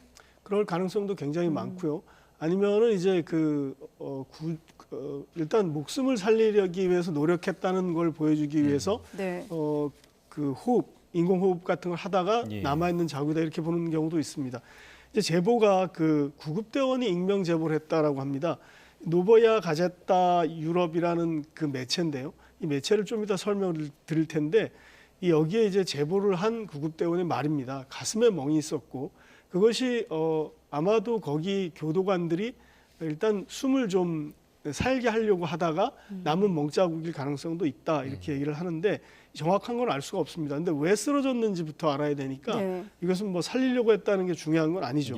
그리고 이제 교도소에서는 뭐 산책하다가 갑자기 쓰러져서 사망했다 이해할 수 없는 거죠. 그 전에 그 화면이 약간 좀 전에 나왔습니다만 어떤 화면 보면 그 전날 화면이 공개가 됐는데 굉장히 밝은 표정으로 대화를 하는 거 알 수가 있을 겁니다. 현재 이제 이 나발리의 어머니가 찾아가가지고 시신을 인계해 달라고 했을 때 이제 그쪽에서 하는 말은 부검이 끝난 뒤에나 가능하다. 그러니까 2주 정도 후에 인계할지 여부를 결정하겠다 이런 얘기인데 제가 이제 노보야 가제타 유럽에 대해서 말씀드리고 싶은데요. 이 노보야 가제타 유럽이라는 이 독립적인 매체입니다.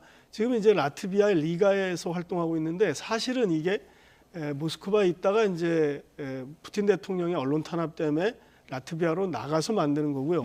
1993년에 그 당시에 이제 프라우다지에서 있던 엘리트 기자들이 나와서 만든 독립 언론이에요. 네. 제가 마침 2009년에 이 사무실을 한번 가본 적이 있어요. 모스크바에 가서. 그때 이제 그 드미트리 무라토프 편집장을 만나본 적이 있는데 그 무라토프 편집장이 나중에 이 반푸틴 활동, 반체제 기사를 쓰다가 노벨 평화상을 받게 됐습니다. 2021년에 받았는데 그 무라토프 편집장이 나중에 그 다음에 그 노벨상 메달을 경매에 붙였습니다.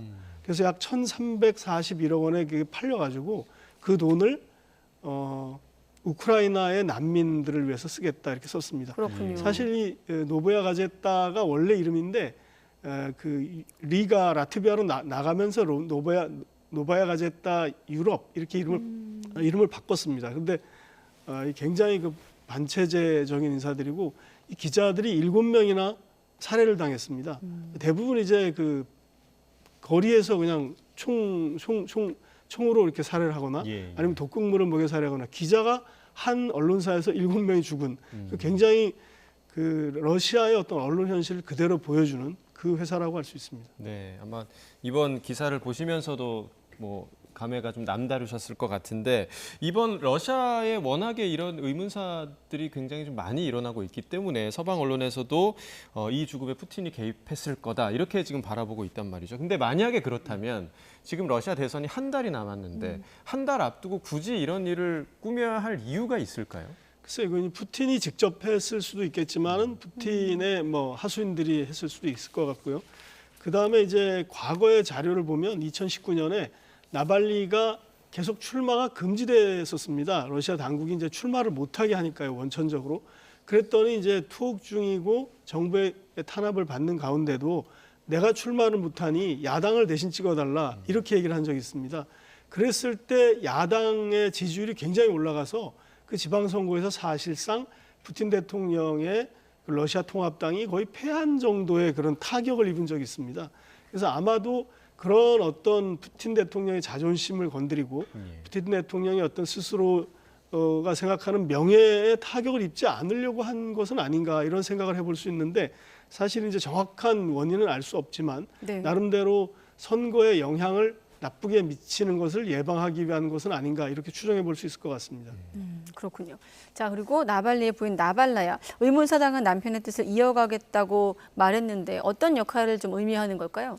지금 이제 EU에서도 연설도 하고 그랬는데요. 사실 이 나발라야 여사는 그동안 해외에서 사실 은신을 하고 있었습니다. 네. 러시아 내에서 있다가는 또 나발리처럼 그런 이제 어떤 살해 위협이 있기 때문에 그래서 두 자녀를 데리고 외국에 살다가 주로 유럽에 있었을 것 같은데 2년 전에 사실은 마지막으로 그 나발리를 만났다고 합니다. 그런데 이제 나발라야라는 이 부인은 푸틴에 의해서 내 남편이 살해된 게 분명하고 푸틴이 내 마음, 내 영혼의 절반을 죽였다. 그것은 이제 나발리를 죽였다는 얘기고요. 그러나 아직 나에게는 나발리의 영혼의 절반이 남아있고 그것을 나는 포기할 권리가 없다. 이렇게 얘기를 했습니다. 그래서 러시아를 위해서 계속 싸울 것이고 러시아의 민주주의를 위해서 싸우겠다 이런 얘기를 한 거고 그 사이에 이제 러시아 그 나발리의 사망 이후에 유럽연합 의회도 갔고 또 독일 민헨 안보회의라는 큰 국제 행사에 가서도 특별 게스트로 연설도 하고 그런 이제 활동을 시작한 셈이라고 볼 수 있습니다. 네, 자 유럽 연합의 각국이 러시아에 대해서 추가 제재까지 하려는 그런 움직임이 있는데 어떤 제재를 하겠다는 건가요? 나온 거 보면은 이제 그 개인에 대한 제재인데요. 그 교도관이라든지 이 나발리의 어떤 옥중 사망, 의문사에 책임이 있는 사람들, 특히 이제 공무원들이 될 텐데 그 사람들에게 이제 뭐 금융 제재라든지 여행 자유를 제한한다든지 이런 것들을 하면 할 것 같은데 사실은 이게 지금 정확히 원인이 밝혀지지 않으면 그걸 사람을 특정하기 굉장히 어렵기 때문에 제재가 어떻게 될지도 좀 지켜봐야 될 그런 상황이고요. 다만 이제 구체적으로 나온 거는 영국, 독일, 프랑스, 뭐 스웨덴 이런 나라들이 러시아에 있는 자국 대사를 소환했습니다. 그래서 이제 외교적으로 이제 대응을 한 거고요. 그래서 이것을 투명하게 원인을 조사해서 찾아내달라는 그런 것을 압박하는 것 같고요. 이제 그래도 이제 그런 과정에서 어떻게 보면 EU 국가들 입장에서 다행인 것은 러시아의 어떤 그 우크라이나 전쟁에 대한 대응 의지가 굉장히 이제 약해졌는데 이번 일을 계기로 러시아에 대한 어떤 반러 의지나 반러 우크라이나를 지원하는 의지를 굉장히 결집시킬 수 있었다라는 어떤 그런 상황으로 좀 흘러가고 있습니다. 네, 아까 특파원 리포트에서도 봤듯이 이번 옥중 의문사 미 대선에도 지금 변수로 작용하고 있는데 러시아 내 반응까지 합쳐서 한번 설명해 주시죠. 그 트럼프의 입장이 굉장히 곤궁해졌었지 않습니까? 그러니까 트럼프는 평소에 푸틴하고 친하다고 했는데 이거 푸틴이 이제 이런 어떤 나쁜 행동을 했다라고 서방에서 추정하니까 트럼프가 굉장히 그 곤경에 빠졌는데 아시다시피 사흘 만에 처음으로 내놓은 말은 내가 나발리다 이런 식의 얘기를 한 겁니다. 그러니까 그거를 피하는 이제 말들을 해서 좀 어이가 없다랄까요? 그러나 아마 민주당이나 이제 그 니케일리 쪽에서는 그런 반응을 보이고 있는데 트럼프의 입장은 이제 미국이 이제 사법적인 문제라든지 진보적인 인사들이 자기를 부당하게 박해하고 있다. 그리고 이제 나발리가 피해를 입은 거나 내가 피해를 입은 거나 똑같다 이런 식으로 논리를 전개하는데 굉장히 곤궁해진 상태에서 나온 것 같고요. 사실 이제 러시아 내부에서는 여기에 대해서 선거를 푸틴 대통령이 거의 단독으로 출마하다시피 한 다음 달 대선에서 뒤집을 가능성은 없지만 러시아 사람들이 이제 그 마음속에 나발리에 대한 어떤 강력한 그 인상, 그다음에 영웅시하는 그런 것들이 계속 남아 있을 것 같습니다. 왜냐하면 나발리가 사실 감옥에 3년 동안 있고 계속 탄압을 받았지만 항상 여유를 잃지 않고 민주주의에 대한 확신을 가지고 있었기 때문에 그런데 이렇게 말했다고 합니다. 지난달의 편지에는 푸틴주의의 국가는 지속하는 것이 불가능하다. 그리고 어느 날 갑자기 사라질 것이다. 이렇게 얘기를 하면서 지금 러시아 사람들에게 어떤 마음의 그 울림을 받고 있는 그런 상황입니다. 네, 알겠습니다. 오늘 여기까지 듣도록 하겠습니다. 강성웅 해설위원 실장과 이야기 나눠봤습니다. 고맙습니다. 네.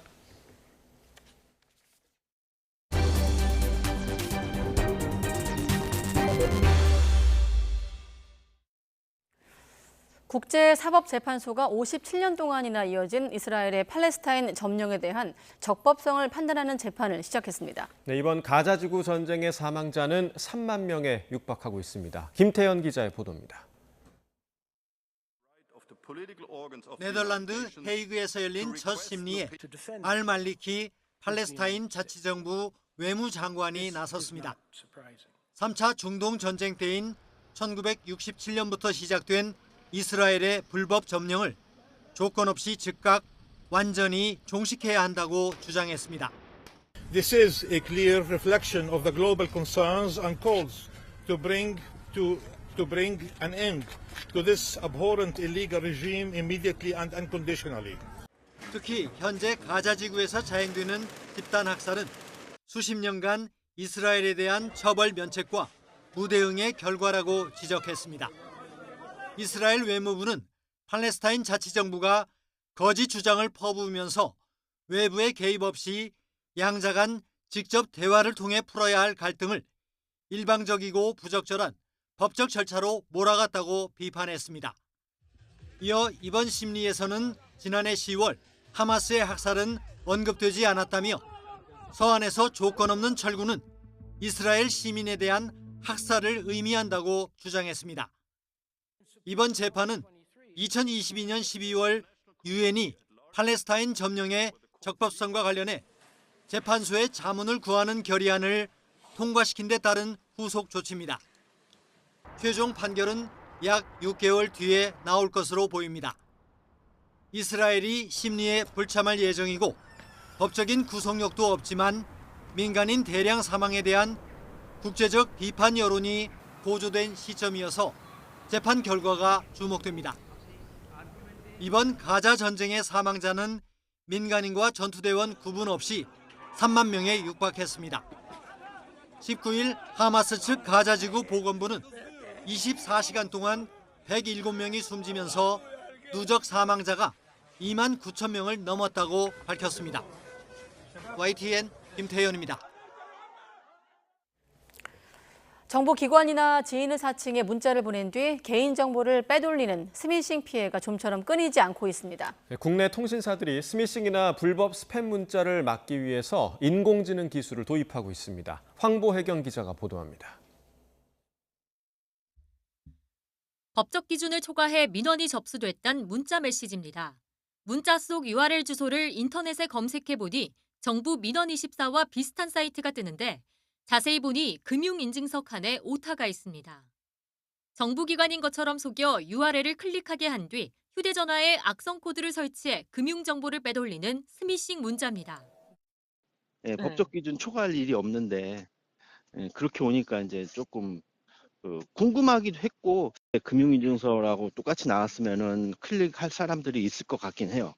지인 청첩장이나 부고장은 물론 카카오페이와 같은 기업을 사칭하는 등 스미싱 수법이 갈수록 교묘해지고 있습니다. 최근 5년 동안 경찰에 접수된 스미싱 관련 피해는 3,650여 건으로 나타났습니다. 이를 막기 위해 국내 통신사들이 인공지능 AI 기술을 도입하고 있습니다. KT는 AI가 스팸 문자를 빠르게 판별하고 악성 URL이 포함됐는지 확인해 차단하는 기술을 최근 상용화했습니다. 그 결과 스팸 문자 분석 시간이 크게 줄었고 정확도는 최대 99%까지 높아졌습니다. 기존에 만들었던 믿음 LLM 기술을 경량화한 믿음 3B 모델 30억 개의 파라미터를 가진 모델을 이용해서 속도를 엄청나게 개선을 했습니다. LGU+도 스팸이나 스미싱은 물론 보이스피싱을 막기 위해 AI 기술을 활용하고 있습니다. SKT 역시 지난해 1월부터 8개월 동안 인공지능으로 걸러낸 스팸 문자만 3억 4천만 개, 스미싱은 474만 개에 달합니다. 다만 스팸이나 스미싱 발신자가 통신사를 옮겨가며 범죄를 저지르는 것을 막기 위해 통신사끼리 발신자 정보를 공유하는 등 협업 필요성도 제기되고 있습니다. YTN 황보혜경입니다. 검찰과 경찰, 금감원, 국세청이 합동으로 살인적 고금리를 뜯어가거나 협박과 폭력 등 반사회적으로 추심하는 불법 사채업자에 대한 전방위 조사에 들어갔습니다. 범정부 불법 사금융 척결 태스크포스는 오늘 브리핑을 열고 불법 사금융 179건에 대해 2차 전국 동시조사에 착수한다고 밝혔습니다. 이 가운데는 금융권 대출이 어려운 경제적 취약계층에게 최고 연 3만 1,633%의 이자를 불법 추심한 조직적 불법 사채업자도 적발됐습니다. 국세청은 검찰과 경찰, 금융감독원 등과 공조체제를 기반으로 조사 전 과정에서 긴밀하게 협업해 불법 사금융에 엄정 대처하기로 했습니다. 네, 최근에 기업 공개, IPO가 진행된 4개 종목에 20조 원에 달하는 청약 증거금이 몰렸습니다. 네, 상장 첫날 주가가 공모가의 4배에 달하는 이른바 따따블 기대감에 투자 심리가 과열된 것으로 분석됩니다. 이형원 기자입니다.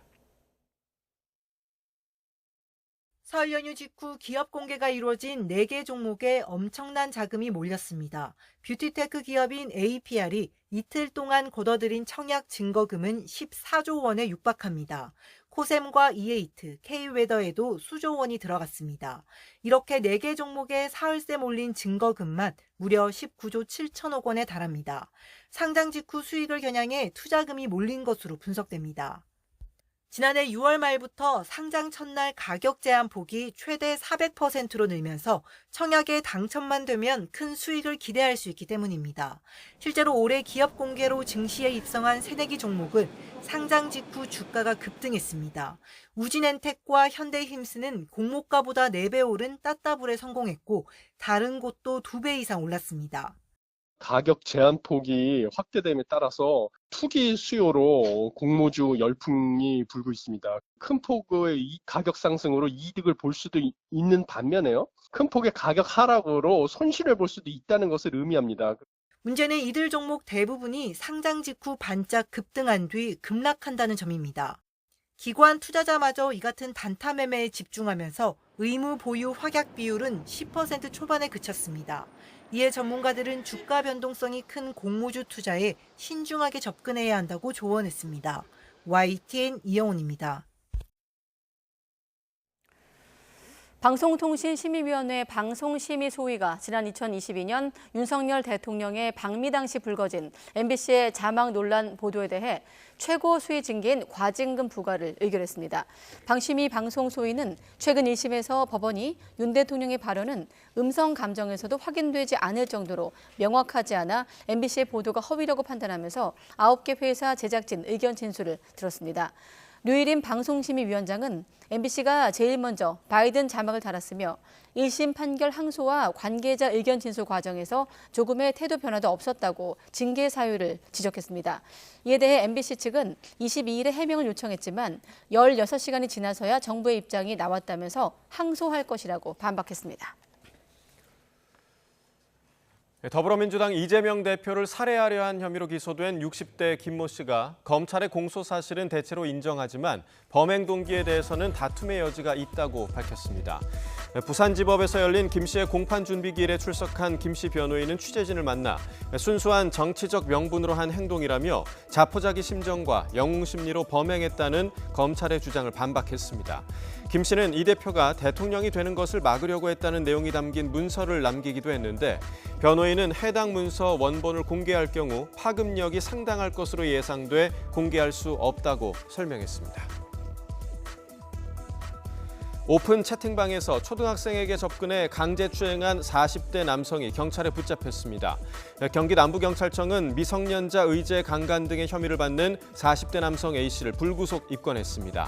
A씨는 카카오톡 채팅방에서 초등학생에게 접근해 용돈을 주겠다며 룸카페로 데려가 강제로 추행한 혐의를 받습니다.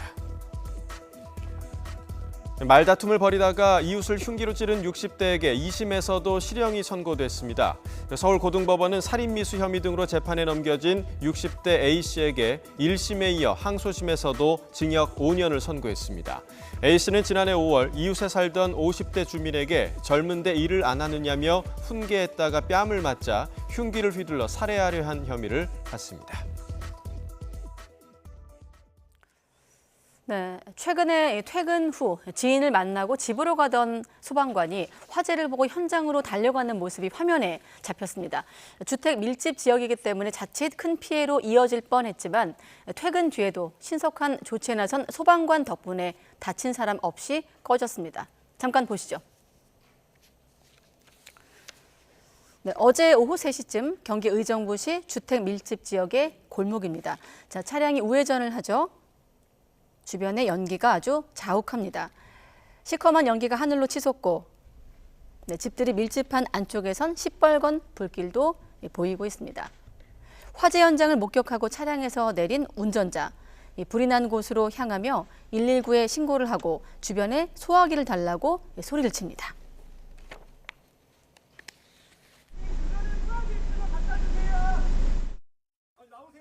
깜짝 놀라 밖으로 나온 주민을 대피시키고 불이 붙은 벽면 보일러로 소화기를 분사합니다.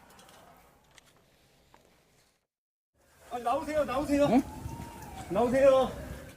네, 나오세요. 다급하게 말하죠.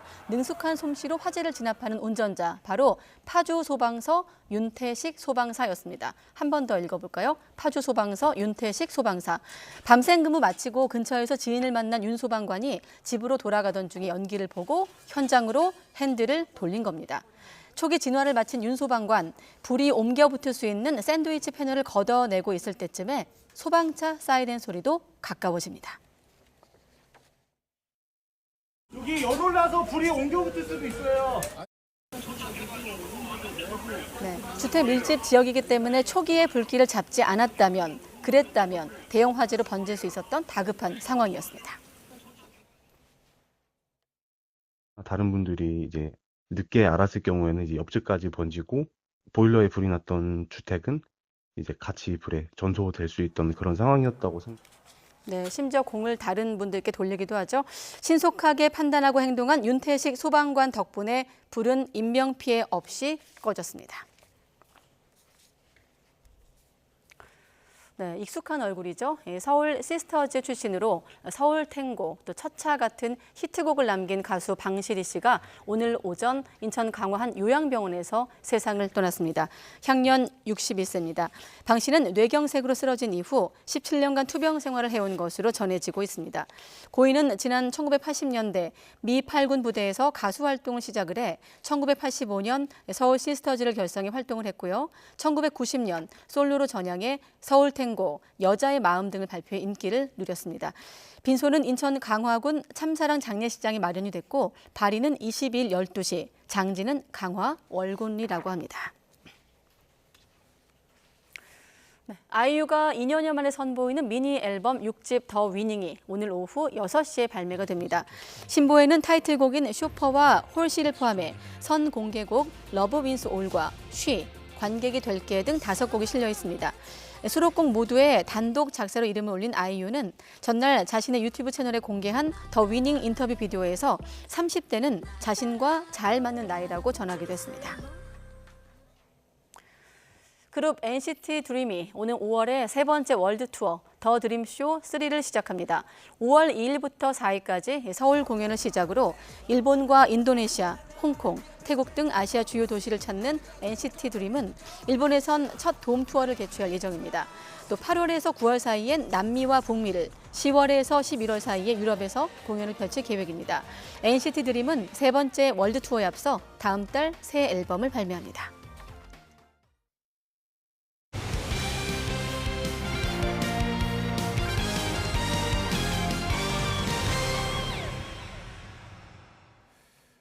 스포츠 소식입니다. 코리안 몬스터 류현진의 국내 복귀가 사실상 초읽기에 들어갔습니다. 한화는 류현진과 계약을 위해 메이저리그 사무국에 신분조회를 요청했고 이미 유니폼과 스프링 캠프 항공권까지 마련했습니다. 양시창 기자입니다. 코리안 몬스터 류현진의 국내 복귀가 임박했습니다.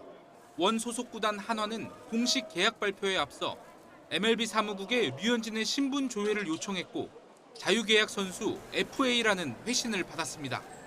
신분 조회 요청은 국내 구단이 미국에서 활동한 선수와 계약하기 전 필요한 절차로 사실상 계약이 마무리 단계에 이른 것으로 볼 수 있는 대목입니다. 한화는 류현진과 국내 복귀에 대한 긍정적인 얘기가 오가고 있는 건 사실이고 몇 가지 논의할 사항을 정리하고 있다고 밝혔습니다. 하지만 류현진 유니폼 제작에 이미 착수했고 스프링 캠프 합류를 위한 일본 오키나와행 항공권 예약도 해놓은 사실을 부인하지 않았습니다. 한화 관계자는 YTN과의 통화에서 계약 확정에 대비해 오키나와 항공편도 날짜를 여러 개 예약해 놓았다면서 유니폼 제작 등 모든 조치가 최대한 선수단에 빨리 합류하게 하기 위한 대비책이라고 설명했습니다. 야구계에서는 류현진의 계약 규모가 KBO 사상 최대인 4년 최대 170억 원에 이를 것이라는 전망까지 나오고 있습니다. 계약이 확정되면 류현진은 지난 2013년 미국 메이저리그 진출 뒤 12년 만에 KBO 무대에 복귀하게 됩니다. 한화는 늦어도 이번 주 안에 류현진과의 계약을 확정해 발표할 전망입니다. YTN 양시창입니다. 차기 축구 국가대표팀 감독 선임을 이끌 국가대표 전력강화위원장에 정혜성 전 국가대표 코치가 선임됐습니다. 클린스만 후임 인선이 본격화할 것으로 보이는데 새 감독만 뽑으면 다 되는 걸까요? 김동민 기자가 보도합니다. 신임 국가대표 전력강화위원장에 정혜성 축구협회 대회위원장이 선임됐습니다. 정혜성 위원장은 2002년 한일 월드컵에서 히딩크 사단의 한국인 코치로 2010년 남아공 월드컵 때는 허정무 감독을 보좌한 수석 코치로 일했습니다. K리그에서는 전남과 제주의 사령탑을 맡은 적이 있습니다. 정 위원장은 클린스만 후임 감독을 찾아야 합니다. 당장 3월 21일 태국과 북중미 월드컵 아시아 2차 예선을 치러야 하기 때문입니다. 새 사령탑 선임이 늦어질 경우 3월 A매치만을 이끌 임시 사령탑을 선임할 수도 있습니다. 황선홍 올림픽 축구대표팀 감독, 최용수 전 강원 감독, K리그의 홍명보, 김학범, 김기동 감독 등의 이름이 오르내리고 있습니다.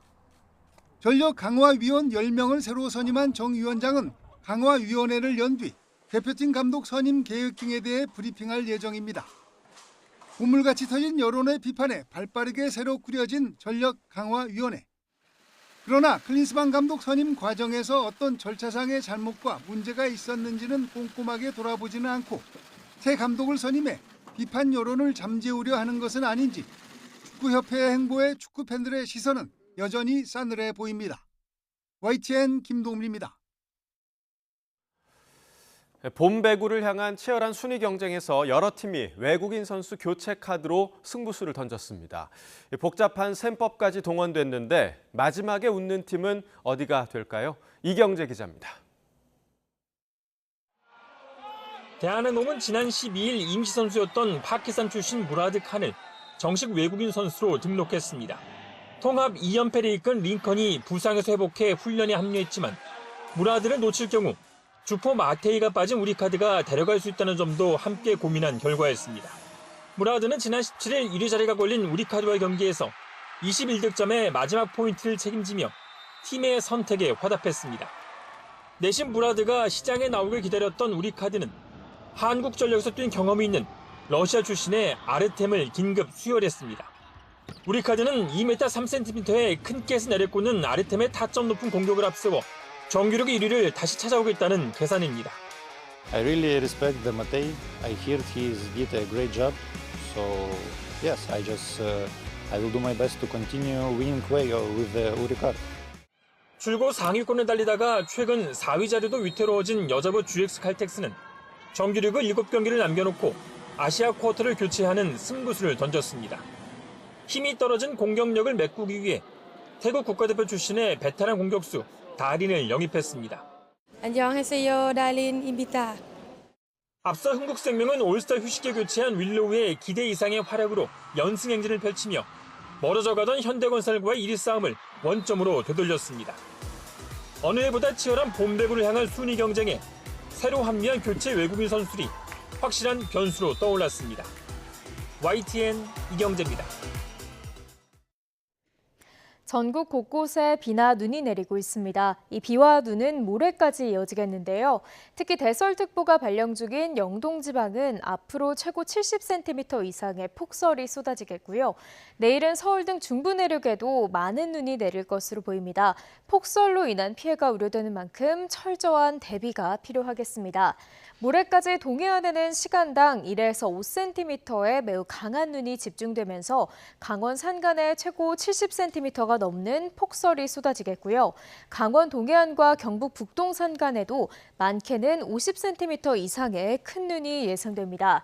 또 경기도에는 최고 10cm 이상, 서울 등 그 밖의 내륙에도 최고 5cm 이상의 눈이 내려 쌓이겠습니다.